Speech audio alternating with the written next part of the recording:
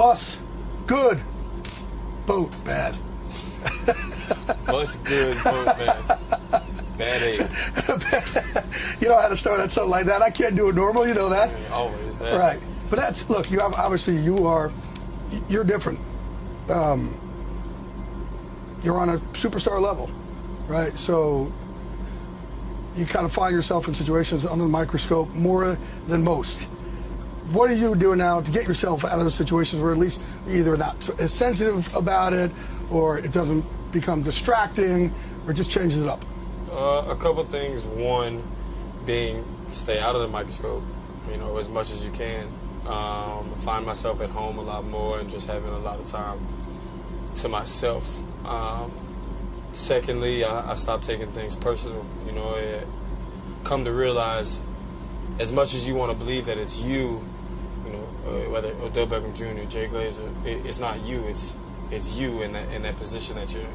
So you can't take it as an attack on you so much as it's just the position that you're in. You have to learn to go with it and just understand, not be accepting of it, but be understanding of where you're at. And that kind of allowed me to not, feel a way about stuff that goes on or things that are said or done, and you can just kind of keep going about your day and not really be bothered by it. How'd you get to that point? Did you speak to someone? Did you your life coach yourself? Is that what you're saying? Yep, just time after the season to reflect and to be able to, feel some things that I had never felt before, pain that I had never felt before, and be able to turn that into my energy source, my strength. So it really came from, this offseason I was away from all of this for a minute, and I had time to sit back and think and reflect life, not just, so much football, but in the grand scheme of things where I'm at. So it was good for me. It was a good offseason. There's no middle ground for you in your life. Either people really love you and want you to do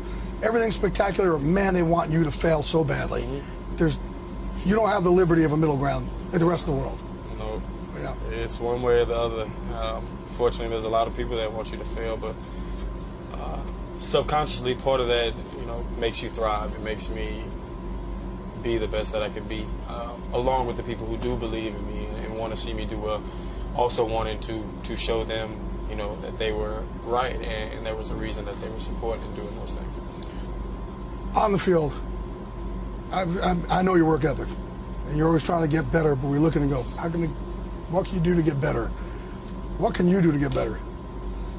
What have you done to try to get better going into this season? I think it started mentally, just calming, a peace, be able to use that rage, that emotion into a purely positive thing. And once I found a way to channel that, or at least for right now, I have it channeled and contained. Like I said, I use that as my strength. I use that to get me better throughout the day. But everything I feel like I can get better on. I feel like I've tried to get better as a better teammate, a learner, a better route runner, everything, catching.